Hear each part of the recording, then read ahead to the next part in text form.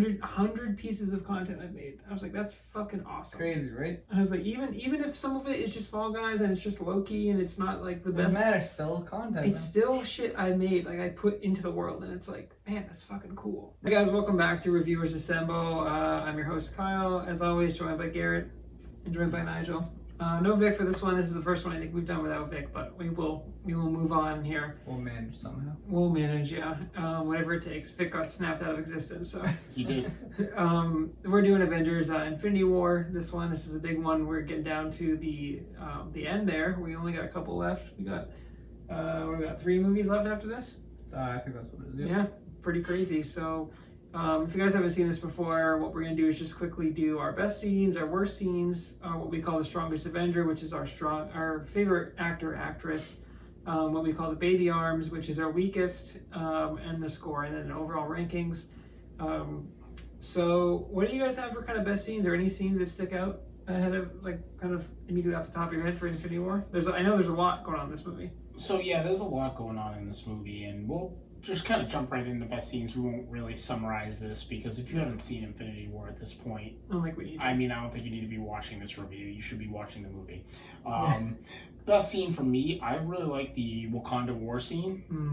When they all are at Wakanda, before Thor gets there technically, and they're just preparing for war, and all these, I don't even know what to call them, like these Wakandans? creatures are attacking them through the force Oh, field yeah. on like a suicide mission. I don't know if we ever get like a name for them. Yeah, I'm not and sure, they're yeah. Just generic set- enemy. Yeah, just, grunts of the Thanos army. And Captain America's there, Black Panther, everybody, and they're just preparing to face him, Falcon. And then, they ultimately end up coming through and they open up the gates to wage war, and it's just a great war scene. It's probably the first war scene we get in the MCU universe. Yeah. There's really not a full-scale battle of that magnitude up until this point. This is the biggest battle, I think, for sure. And for the purpose of it, I think it technically included in this scene is the Thanos snap, because at some point it's, further along, this takes like 45 minutes to develop, but still during this war is Thanos arrives, collects the final Infinity Stone, and snaps half of the universe into non-existence. So I really think this battle was probably the best scene of the whole movie. Yeah, there's a lot of cool scenes in this movie. The Wakanda scene, I don't know, Nigel, maybe you should go now, because I'm still thinking there's a lot of good scenes. I guess initially I think of like the Spidey scene where he, it shows his arm, the hair goes up and he swings out Ned. He's like, Ned, I need distraction. And Ned's like, we're all gonna die. And like everyone goes to the back of the bus. And then like he puts his mask on and swings away, but then like people would know that that's Peter, but we're gonna just let that one go. Yeah. But he goes there, Tony like meets, he said, Earth is closed today, okay, Squidward, we're fighting the guy there, but there's a lot of really cool action scenes. I don't know if I can really pinpoint one or two, but just it kind of is like a build up between like Tony, Doctor Strange, talking about Thanos. We get the Loki death like out of the opening. Just some of my favorite scenes. Is anything else you want to touch on, Nigel? Well, no, going kind of off of what you said, I really enjoy that scene where it's Doctor Strange and Tony and Ned and stuff like that, right in the heart of downtown and stuff like that. They're just like, And Wong. yeah, and Wong, and they're just like sitting there. And Tony, the thing that stood out to me in that scene is the whole time since the first Avengers, Tony's been talking about and freaking out about like this threat from space that's going to come and attack us. It's going to happen. I need to be prepared. In Iron Man 3, he kind of like tries to back off of that threat for Pepper's sake and like try to be like, okay, I'll take it back. But he doesn't, right when we go back to Civil War and stuff like that, he's clearly not over that, and he keeps on building up this arsenal. He can never stop. He can't stop, so he's freaked out about it. And it's like what Thanos says in this movie, you have the burden of knowledge and stuff like that. And so this is the first time where I feel like you really get to see his preparation for that, because as soon as they touch down and stuff like that, you see this new suit that he's developed with the nanotechnology and stuff like that, which is just, in my opinion, his best suit, which is just, it can rebuild itself, it can recover, it has all of these new capabilities that are just so far and beyond away from what you already thought was a crazy amount it's of peaked arsenal. Yeah. So it's just like, it is crazy to see how much he has prepared for this moment and seeing it all on display in this moment. And not just for himself, like you see him get the Iron Spider out as soon as they start going up, and he's like, and he sees Peter like hanging on, he's like, what are you doing? And he attaches that to him, and he's like, just to keep him alive. He's like, really say 17 or whatever. Yeah. All of that. So like, I thought that was a great scene, seeing Tony again really in his element and stuff like that, like being prepared, and like, because Tony's biggest thing is I feel like he excels when he finally starts being proven right in his preparedness and how ready he is for a moment. And like, so I think that was definitely, I don't know if it's the best scene in my opinion, but it's definitely one that stood out heavily. There's a lot to choose from. Another scene too that comes to mind is like the scene where Thor goes to get his new hammer, and he goes to Tyrion Lannister, Peter Dinklage, who's like ironically like a giant dwarf in this. Giant dwarf. Yeah, so like, that's a little funny bit. Anyone who watches Game of Thrones, which is pretty much all of America at this point, because like he's like a dwarf in Game of Thrones, and now he's like he talked to Rooster Brothers, and he's like a big dwarf basically. But he goes to like build. What's the new name for his hammer? Do we ever get that name? Stormbreaker, yeah, which is a sick name. So he's got to replace Mjolnir because if we remember, Mjolnir was crushed in Ragnarok when Hela crushes it. Yep. And so he's got to get a new weapon, and so he goes to literally forge it out of a dying star, where he's like using his biceps to like accept or not accept. All but, like, he needs to get throughout like the energy from the star. Yeah. So they're like burning his face off. To like all Chris's in the foil. MCU need some kind of bicep scene. Oh yeah. Sure. Yeah. I don't think Chris Pratt ever gets one though, does he? Does he not? Does Chris Is Pratt he the ever only get one that doesn't get a bicep scene? No. Okay, well I'm gonna I call don't know it. if Chris Pratt deserves a bicep scene. What does Rocket say in this movie? He says you're one sandwich away from fat. Yeah. Because I'm gonna say Chris like, Pratt's no bicep offense to scene. Chris Pratt, but he's like somebody like me. It's like you're just an average Joe. It's actually best scenes. I don't know, man. You see I mean, Chris he's Pratt in definitely better the than first Guardians. Oh, the first Guardian. First Guardians. He's ripped in the first Guardians. I don't know. He might have had a few sandwiches since then. What's funny in this movie is that there's a man. really good scene that I'm just now thinking of where Agree to disagree. Jay Park. Here. they get Thor. In, No, he's usually pretty in shape. Yeah, he is. They get Thor in like this in space or whatever, and he like goes onto their windshield and he's like, use the wipers. But they bring him in, and they're like, and Drax is like, that's not a man. He's like, that's a god or whatever. And then I like think that's a Madison- good scene. Yeah. Gamora's like touching. She's like, his biceps are made out of synthetic whatever, and he's like, stop touching his biceps. And then like Chris Pratt is like lowering his voice, and he's like, Quill, why are you lowering your voice? This is how I always. He's like, this is how I always talk. He's like, no, you're definitely doing an imitation. You're talking like the God guy. Yeah. He says, yeah. Yeah, You're doing that on purpose. that's a great another scene. good scene, yeah. There's a lot of really good scenes in it. Like this is a great blend. So Avengers tries really hard to like do exactly what this is, and it's crazy because Avengers isn't a bad movie by any regard. This is a more refined. It's refined. It shows how far they've come from that first Avengers movie to this point of just the humor throughout, the action throughout, the story building throughout, and stuff like that. You know, we complained when we reviewed Avengers about like Loki was a great villain, but he wasn't the villain that you wanted him to be, right? But like Thanos throughout this whole thing, he's the villain. He's that overarching doom that's about to come up in this at the end of this movie and stuff like that. And it's just without even being a part of it till the final like 40 minutes for the majority of the characters, you know. He's there. He's ever present and stuff like that.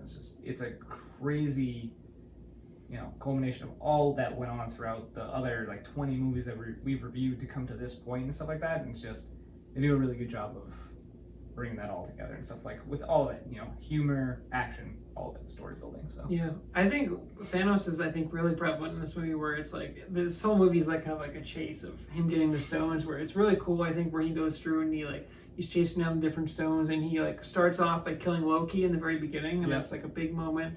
Thor's like, I'm gonna kill you for that, and so that's another top scene for sure for me. Is like because it sets the tone. It's a dark movie. Movie starts off quick. Yeah, it lets you know right away what's it about picks to up happen. right where Ragnarok left off, where it's like really quick. They get the ship because if you guys remember at the end of the post credit scene for Ragnarok is like their ship, and then like literally Thanos' ship like coming up, and it's like it's almost like a Star Destroyer. And they're about to probably just board Thor's ship or whatever, and take what they want, the Tesseract at that point. Exactly.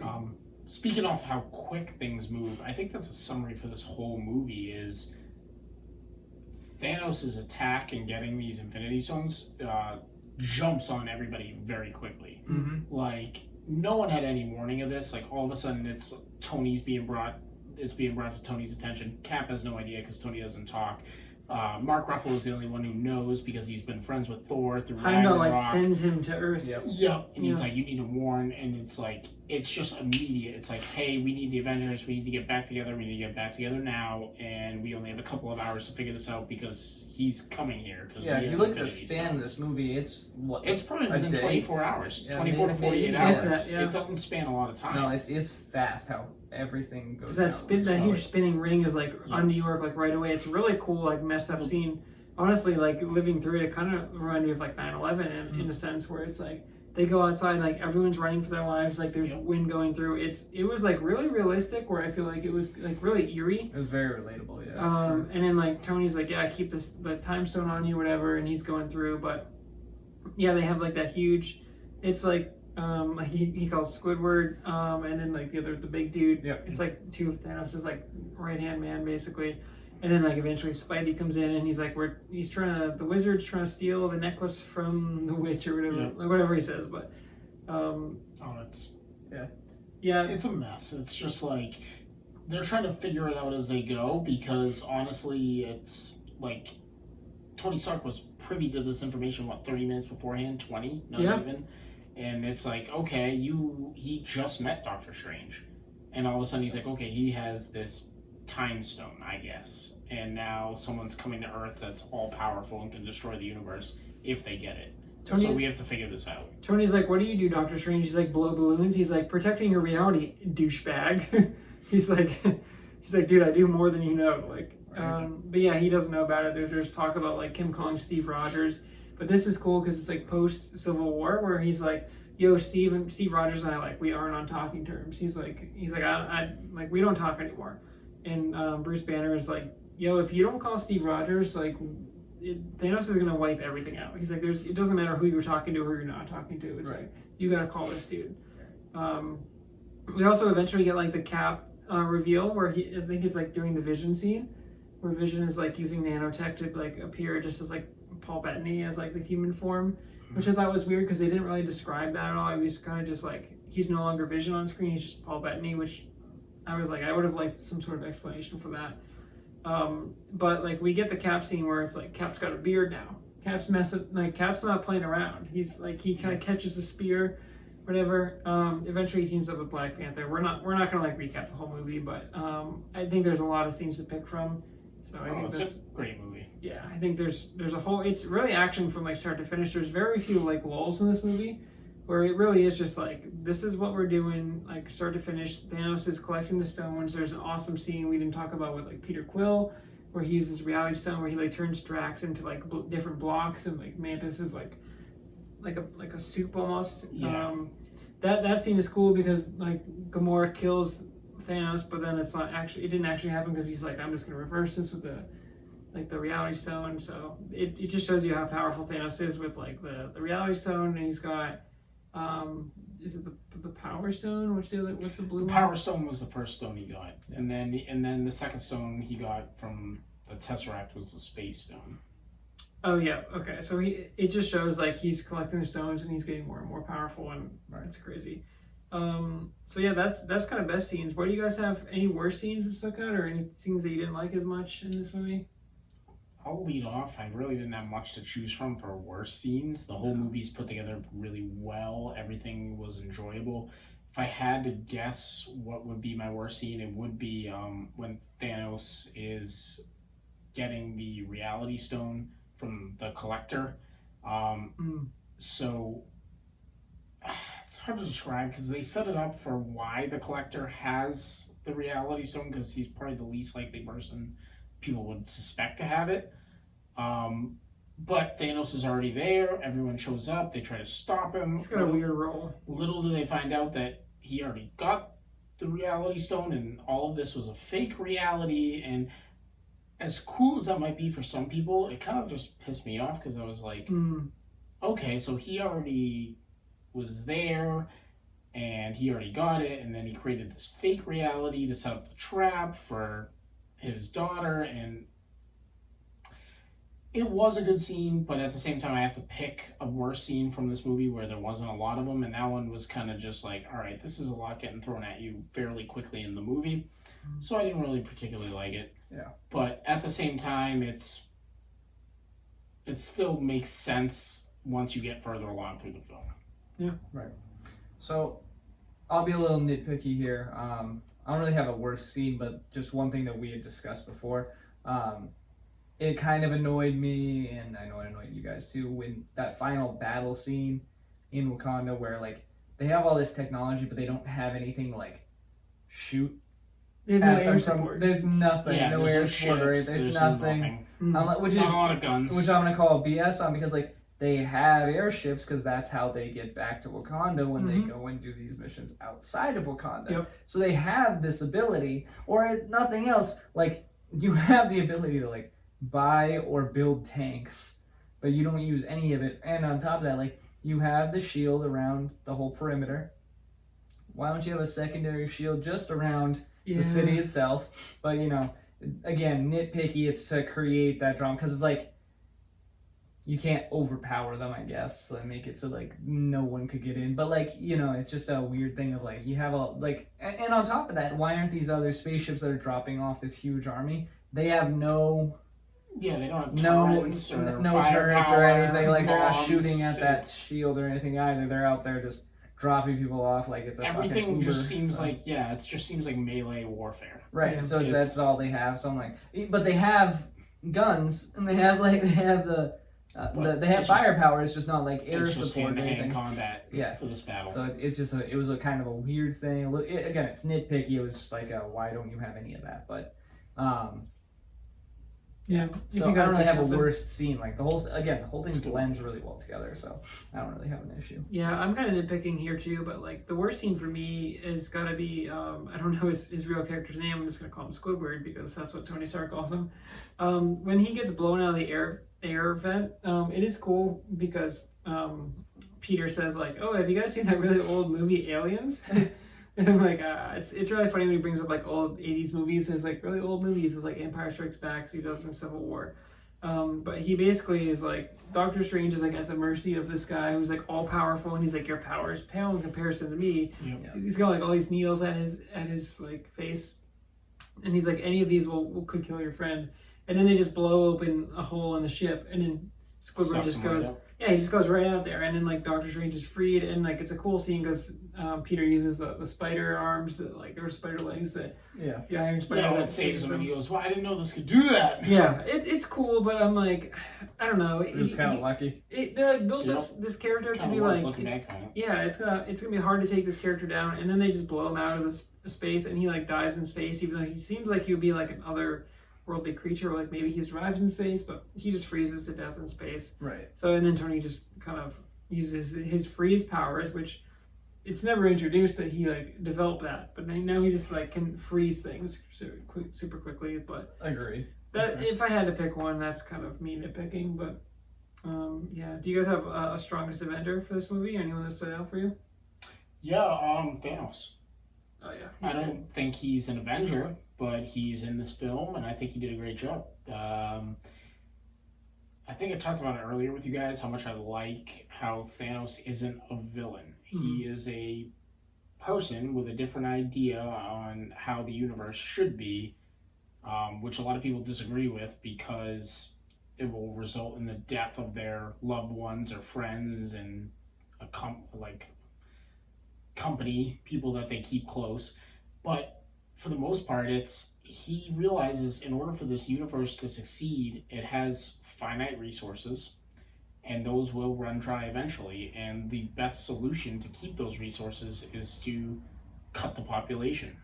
And so he wants the longevity of the universe to be better, not in the short term, which most people do. They just, whatever we need to survive right now is what we care about.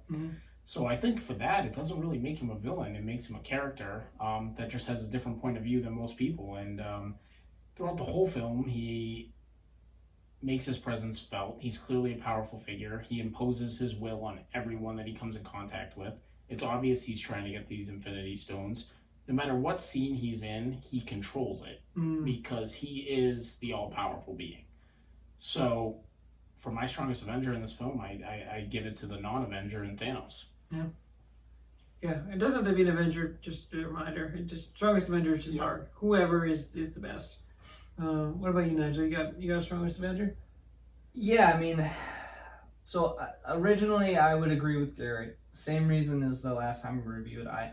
I love how strong and powerful they make Thanos, but like he has an ideal and stuff like that. But like he is, again, he's frightening and terrifying from the point of like he has a goal, but it's not a goal with a dramatic, like I don't want to say dramatic ideal because it is, but like it's exactly what Garrett was saying. It's just something that you like if you thought about it, you could understand. You don't have to agree with it, but you could understand it.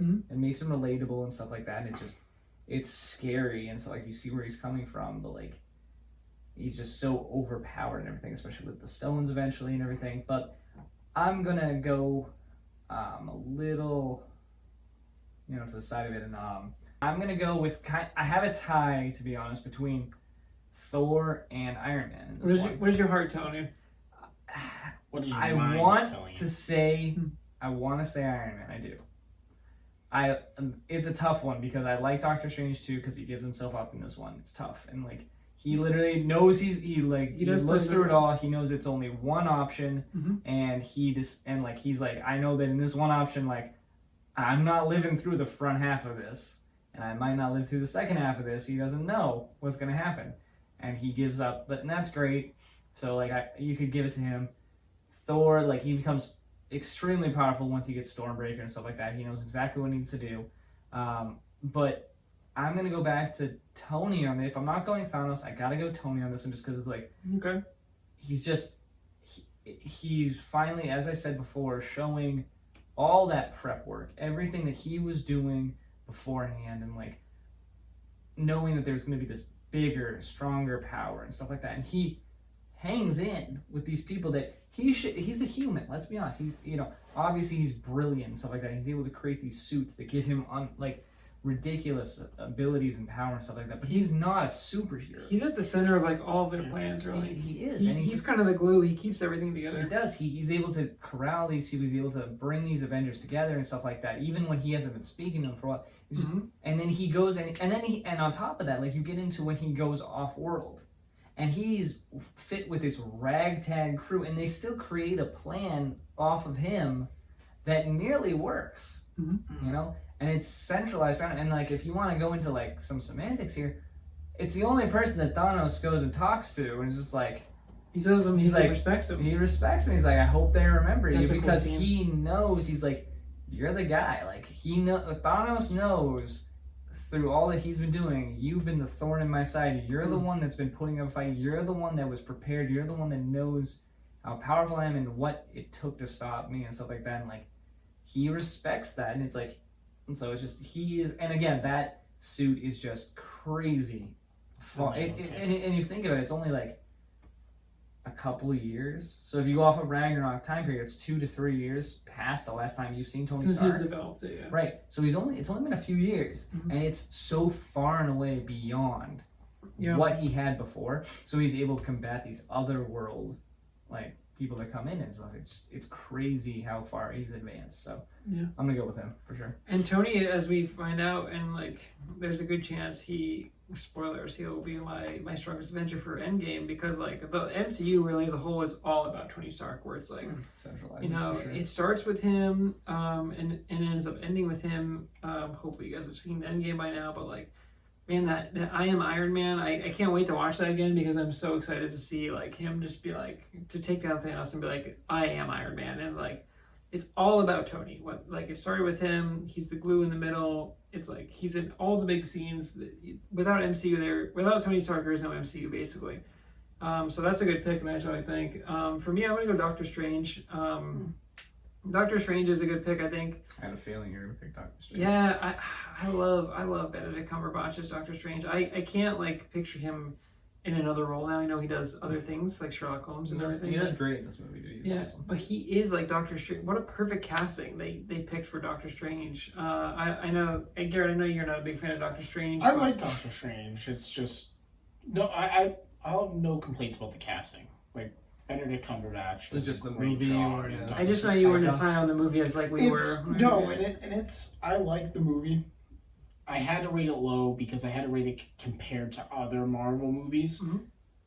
There is nothing wrong with it. It's just some of the logic behind it. And I think it was in this film that I started to see some of that logic pop out again, where they acknowledged Doctor Strange's existence, where they hadn't in previous movies. And that's what drives me nuts.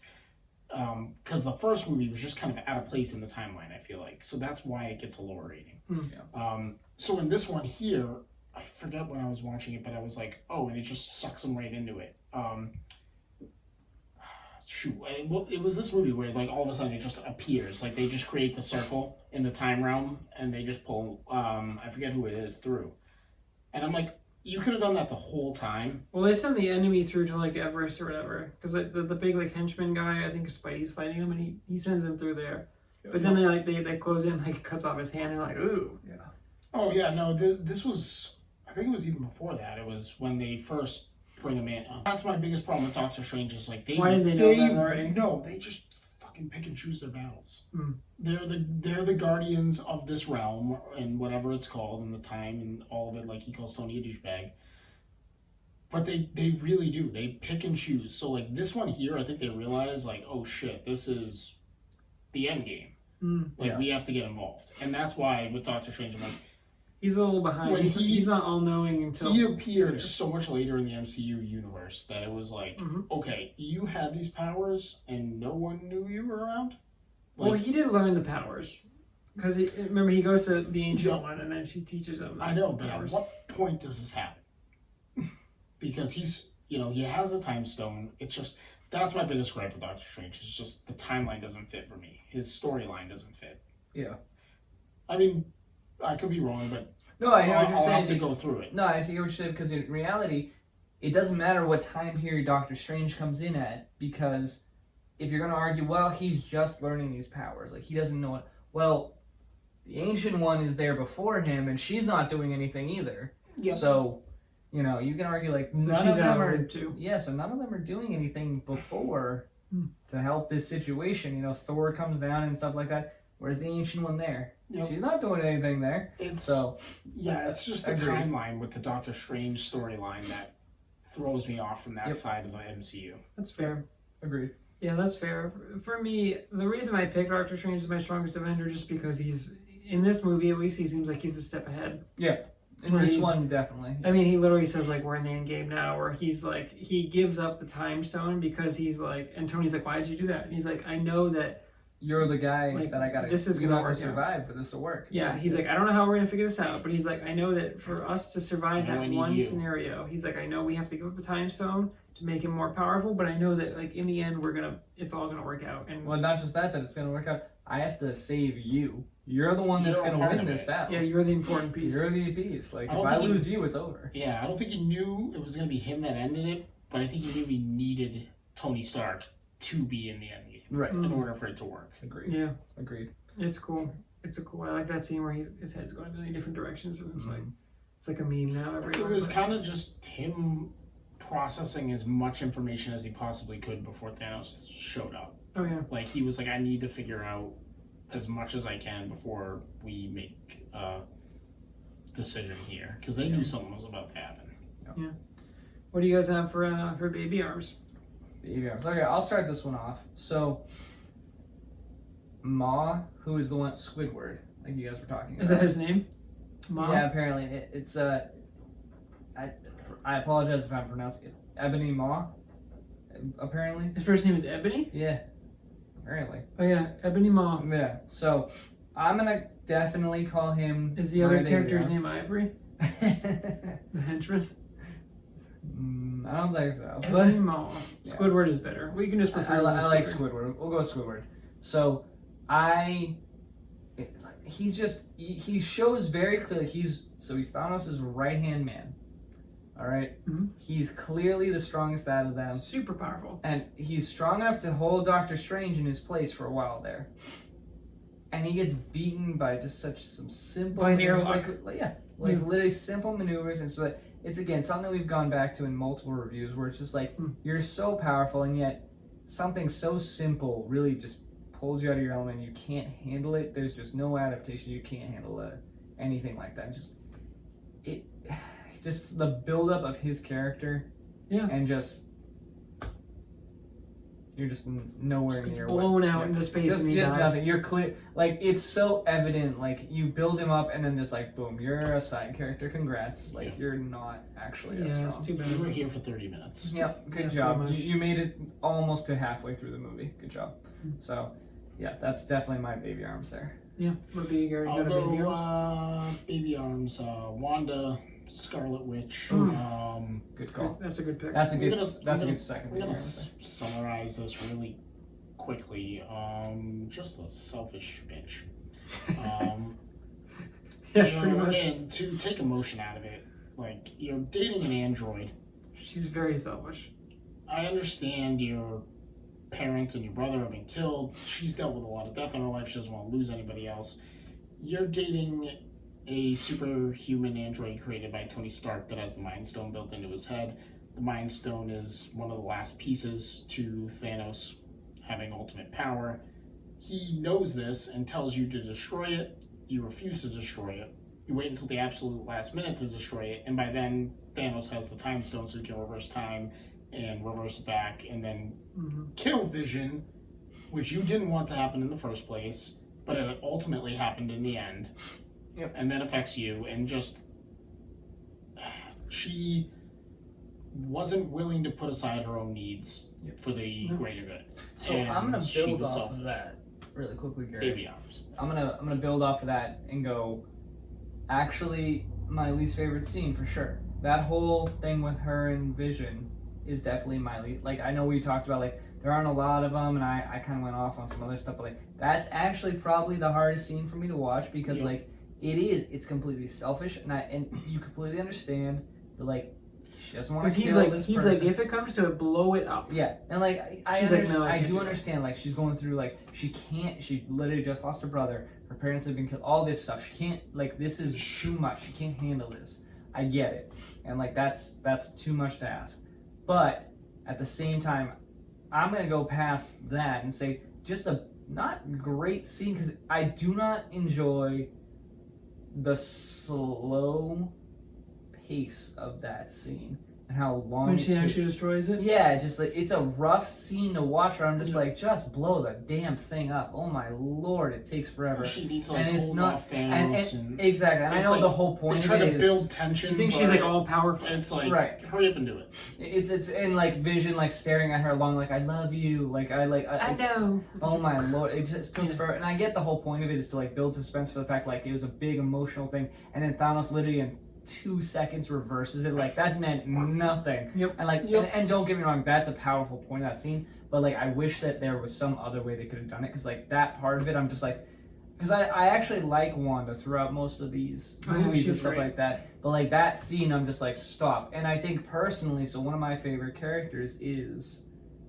Star-Lord. And I take it personally that everyone gives Star-Lord so much crap for him like punching Thanos in the face and waking him up, botching the gauntlet stealing thing. When he just finds out that Gamora got thrown off a cliff and murdered by this guy, the only so everyone's on board with like Wanda being selfish, and it's just like, you know, Gary and I are obviously not on board with it, but most people are like, yeah, no, I didn't even think about it, but they hate Peter for it. But I'm like, Peter had his mom get killed by his dad.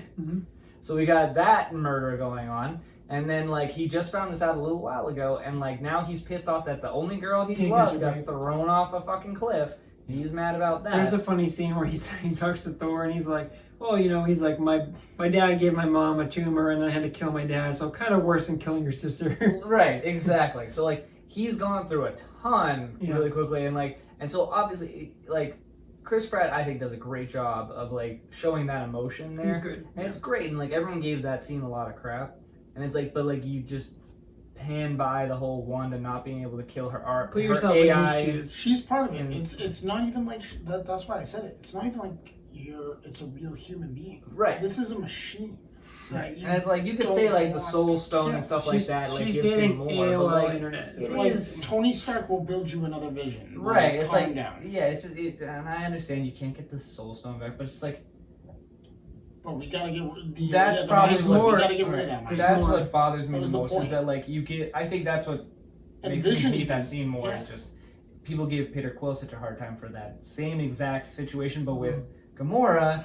But like no one gives Wanda except for Gary and I give And Vision Wanda any actually. shit about that. So Vision it's like- actually wants the stone to be destroyed. Right, and that's so the other she's thing. not only Yeah. defying She's being what's very logical, selfish. she's defying Vision's wish. Yep. Mm-hmm. So it's like, yeah, so 'Cause he everyone's knows. giving Peter Quill a bunch of crap, but he's fighting off emotion. Yep. She's fighting off emotion as well, but she fully knows the right move and the wrong move. Right. And she chooses to wait until the absolute last minute to do the right thing, and by then it's too late. Yeah. Exactly. Which also, by the way, like the two of them couldn't have gone anywhere else to do this. They literally had to do it right in front of them. Yeah, I don't know Right. why they dragged them to the place of Right? war. Like literally, like why aren't the two like the Like, they second should that be- Vision comes out, why aren't the two of you like hightailing it? They had to have somewhere known it else? was a possibility. Right? Like why aren't you the second that he's like, oh he's here, why aren't the two of you like, oh well let's just go Let's- to like the other side of the planet real quick. Yep. Just to give us a little bit of space. But like that's a whole nother Yeah. thing. So like, yeah. Yeah. For What about you? For me, for Baby Arms, I gotta give it to Drax. Okay. I'm starting to notice the Drax theme hands. with Drax, where it's like, man, every movie he's in, he plays that dumb character where like there's that scene where they've got the reality stone, and they're like, okay, we gotta stay calm, we're gonna attack like Thanos, we're gonna sneak up on him, and Drax is just like, I'm gonna fight him now, and I'm like, what? Why? You know, and like Chris Pratt tries to hold him back, and he's like, no, I'm just gonna run after him. And he always blows the plan, and like the first couple of times I like excused it. And now I'm like, dude, Well, it's because it's every other time. You don't excuse it. The first time it's really annoying, but like Guardians then 1, the second one Guardians 2 he's okay. a little bit better. But- But this one, like, isn't it annoying? but he's putting lives in danger. He's- And Literally, Well, he's a buffoon. yeah, he is a buffoon. He's and it's annoying. He's just It's- like, I'm just gonna kill everything in sight. It does. It Unless you feels tell like me. He's lazy. like, must writing. murder. Yeah. Yeah, and it it's feels like- very lazy. Where you're like, he could be the buffoon without ruining plans. yeah. I found myself getting like really annoyed at that scene where I was like, they had a plan of attack, and then Drax just like fucks it all up, or he just runs out. And Chris, And funny fact, it's the exact same place he was before that he fucked it up. That was at the collector's place before. yeah, dude. Same freaking Yep. place. Also, the Already- collector, It's something about that plant. It's nowhere. the Nowhere. collector, I feel like nowhere he could can't have have it. just been out of the MCU. Collector is weird. Where he's like, magnificent, magnificent. He's like clapping. I'm like, what is your role, dude? Like, is it? I think it's Benicio del Toro is Yeah. playing. Yeah, it's a weird role. Yeah. He was also really weird in like Rise of Skywalker too. I think it's Rise of Oh, he's Skywalker. a strange. That's a Yeah. We're not weird. getting into Rise. Oh no, that's Last Jedi. Where he's like, Whole Star after Wars watching universe. the sequel trilogy, And you I don't think the force prequels are that bad in comparison. Oh So- my god, so much In better. fact, they might even be better. No, At the that's- time of this recording, I'm doing spoilers. I'm doing a Mandalorian review series that I have not posted yet. So Nice. I am rewatching, but yeah, that's a damn good series. I'm not a huge fan of Rogue One. I don't Oh, care for you're Rogue not? One. I think it's okay. You're not a fan of the best Star Wars movie? I don't think Rogue One's the best. Oh, Star Wars. Rogue One. I I wouldn't think- put it I as think the it's best. I'd put it very close though. Oh, Do it's, you? I mean, it's real close. I think that It's right up there with the Well, original you gotta. trilogy. I had fallen asleep the first time before you get to the Vader scene, Oh, and Oh, that Oh, that that seems great. Let's not. is Oh, that's a God. great quite scene, possibly that's the best scene. the best scene Darth Vader might have ever been in, dude. That and that includes like Luke, I am your father. Dude, That's you the know, best that Star you, Wars like, scene it's just- ever made. the fact that you blow out the actual scene It that's just that fucking- is, you know, that's the scene The from fact- episode 1. The or fact that episode- you can say the Vader scene, bless you. The fact It's that you the can say Vader the Vader scene and think to And- that, Like, So, Vader what would you scenes guys were- score Infinity War? Yeah, after 20 So minutes of that- off-topic Star because Wars talk, we we just are recapped the recording- entire Star Wars series in Because 20 minutes. we are recording. I'm just You saying. guys want to talk about pod racers? Hey, this is what you get. Oh no, let's talk Sometimes about you go off let's the talk about rails. top 5 fucking N64 games right now. Pod Racers. Pod racers up there. That's absolutely I my grew up with I love pod that. racers. Also love absolutely. Lego Boys Racers. and Girls Club. I Did you grew ever up. play Lego Racers? Oh yeah, Oh, yeah. Lego Racers, you could build your own carts. Did That you was ever? fun. Okay, so speaking of Legos, did you ever play on the PC? There was a Lego game where you like were on a fucking like Lego island. This is an sounds obscure familiar. game. That's what Lego does. Yeah, it's a really obscure game where like there were all kinds of like little side missions and like you were Lego. like I'm gonna look it up in a minute because I'm not gonna take away from this, but like it was a weird game, and it was just all kinds of weird stuff on this on this big massive island. It was like When you pull it up and you get the name, I think I might know what you're talking about. most Like like, it's slowly as soon creeping as I back get the into my name and I mind. show you some like a picture of it, you'll know exactly what I'm talking about. 'Cause Yeah. most people played this. It's not Lego Island. It's something close to that. Though. Yeah. It's like Lego I think- World. I think I did play it's something not like Lego that. World. Yeah, There were it's- some weird ass Lego games. I know. Yeah, I know what very. you mean. Yeah. All right. Well, while he's doing that, Garrett, do you have a score for this? I this do Infinity War? have a score for Before you put this Infinity up, War, Kyle, you should really just cut this like right here, and, then and like we'll you could do redo 2 it. separate videos. You could do your Infinity Oh, War, I'm probably and then not you gonna could do cut a any of that. Star Wars video. I'm probably gonna just let it ride, baby. All right, you need to rewatch it before you post it though, just because like I was swearing like a freaking. It's sailor. okay. This is not made for kids. Also, we're betting on Hey, black. rated here, baby. R content, guys. Like I was Kids. not being subtle. We're betting on black. Actually, YouTube asks me when I go to post it, "Is this made for kids?" And I always go, "No, it's not." Nope. As soon as we swear, I'm like, "Not Absolutely made for not. kids." But yeah, I'll kick off the Infinity War ranking so we can wrap this up. I put it at 8.9. I Wow, put it very high. that's very high That's for you. that's, That's doubles, very right? high. Is that your highest score? No, No, he put it 9-1 Ragnarok. last time. Ragnarok beats it from last week. I like That's Ragnarok fair. better. That's fair. It puts it in a number 2 behind Ragnarok, which was a 9.1, and I had a Civil War at an 8.5. I just really liked it. I think it's very hard to tie a lot of different single stories together, Mm-hmm. and they had already done that to a point with the Avengers, and to how seamlessly this movie brought in the Guardians of the Galaxy.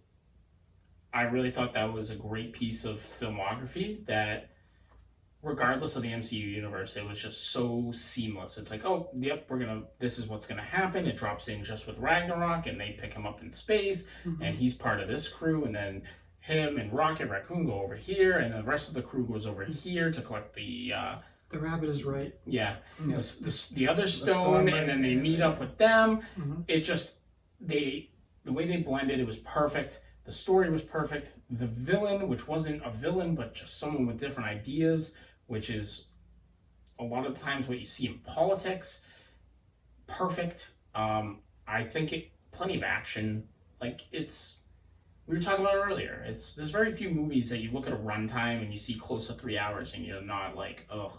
This movie doesn't feel like 3 hours. It feels like an hour and 45 minutes because it's so enjoyable and every scene is so good that you're ripping through it without noticing what time it is. Yep. So 8.9, second on my list, definitely cracks the top 5. I enjoyed it. Yes. I'm gonna give this one a 9.4.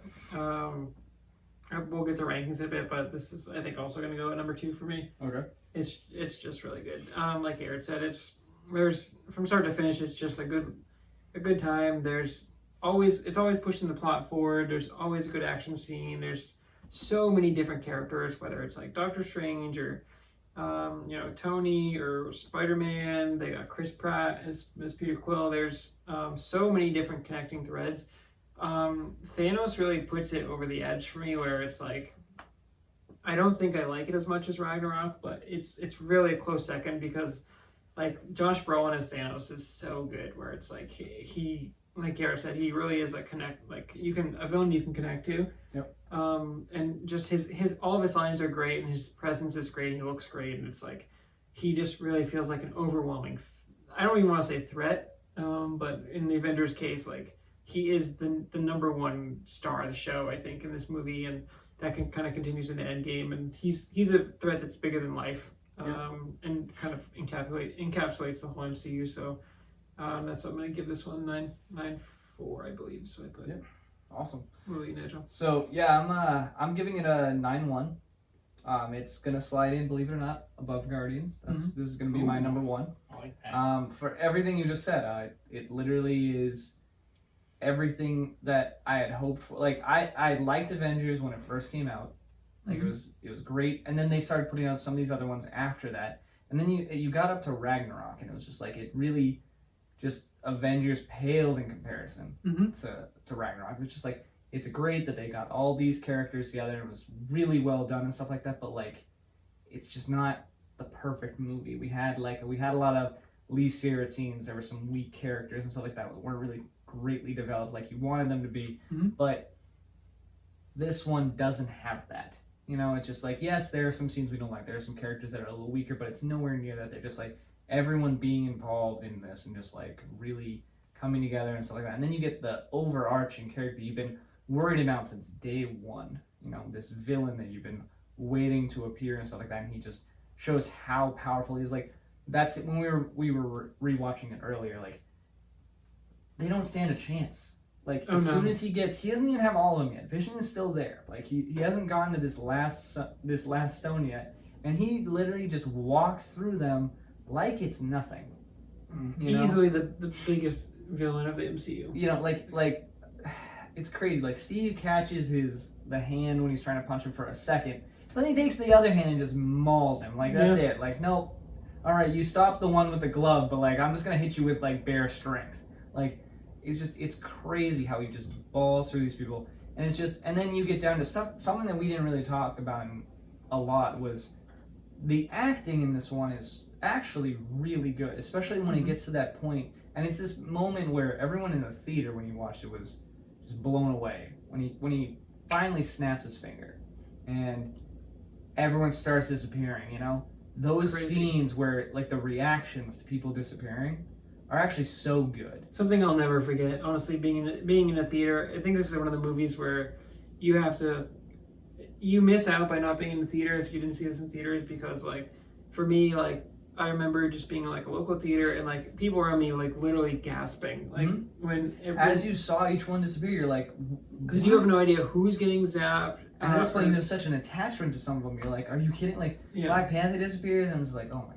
You think they're gonna come? Spider-Man, who's like just introduced, he's gone. Yeah. The Spider-Man scene is the one that sticks out to me, where it's like Tom Holland just does an amazing acting job, where he like falls into Tony's arms, and it's like it like almost brings a tear to your eye, because like he's like literally like crying, like he's afraid to die, and like it's such a like father-son sort of relationship there, where it's like Tony has always been like that influence in Tom's life. And like it's so new, and Tom Holland is so likable, where it's like he falls in there, and like Tony really feels that loss as he like literally like disintegrates. Really, I'll say any character that survives through it and has a moment where they see someone disappearing, any of them, I'll say they had that. It's a Cap really struggles with that a lot in Endgame.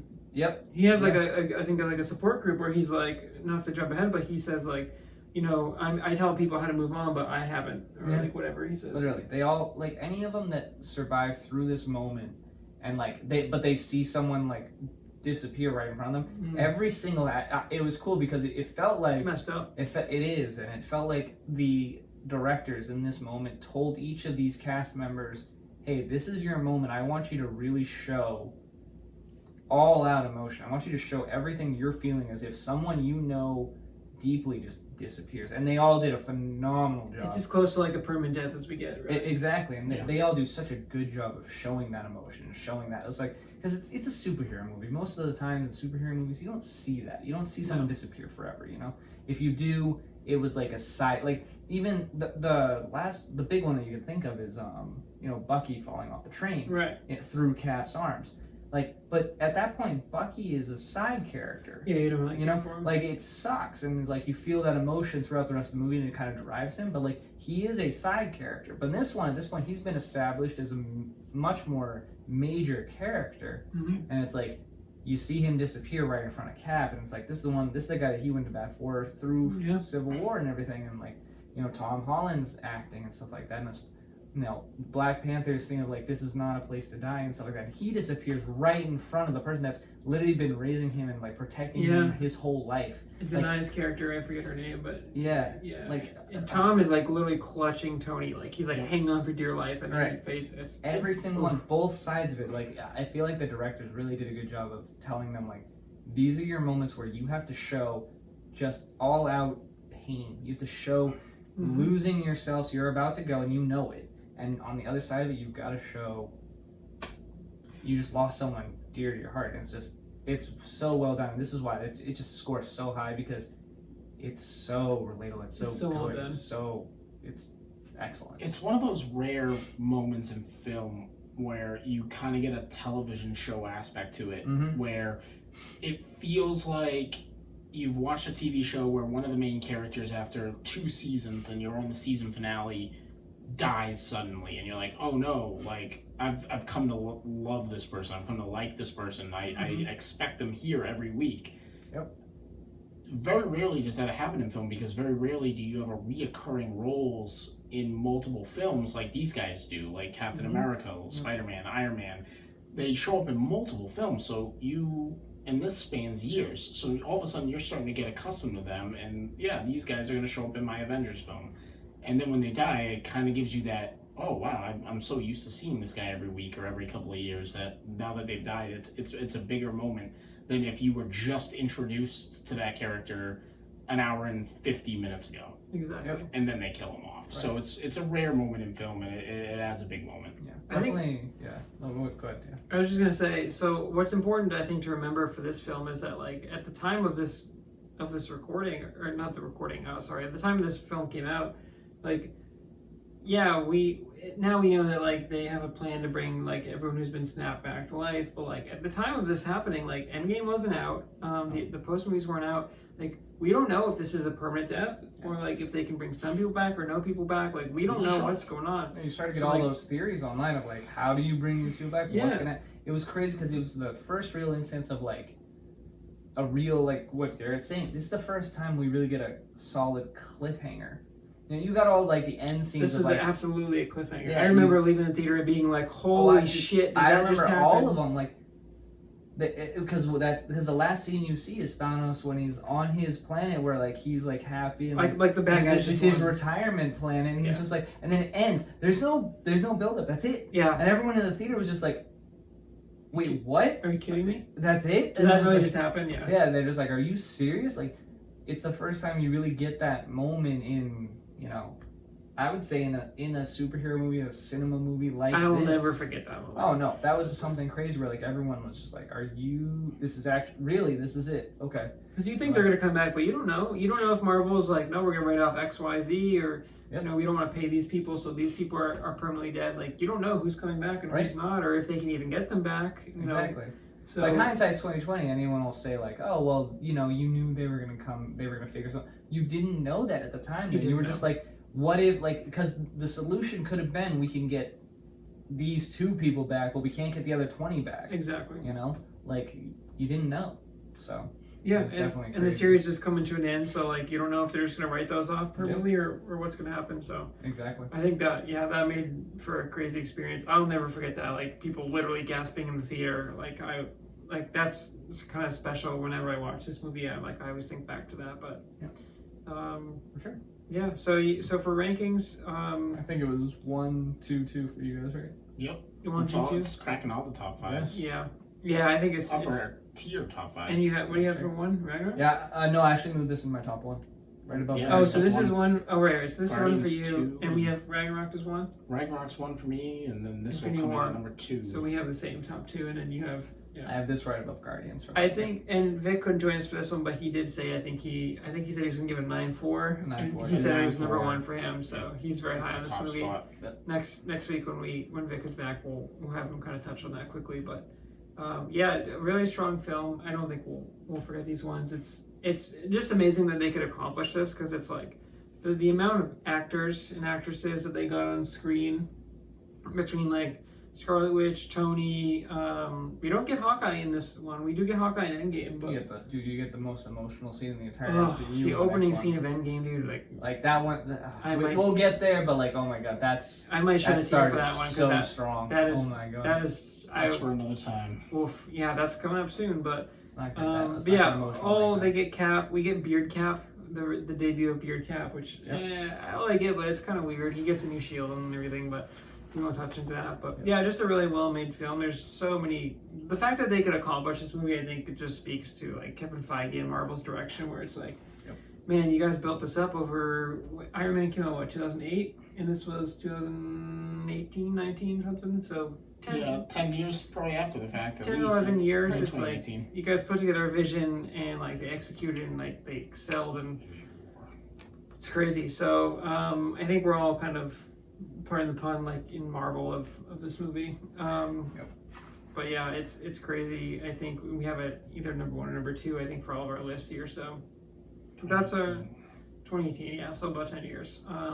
But yeah, that's our review of Avengers Infinity War. So thank you guys so much for joining us. I've been Kyle, Garrett, Nigel. Vic couldn't join us for this one, but he will hopefully be back for the next one. And we're getting down there. We've only got a couple of movies left. Three movies left, yeah. So thank you guys for checking out Reviews Assemble. Like, comment, subscribe. Check out the other content on the channel. Until next time, guys.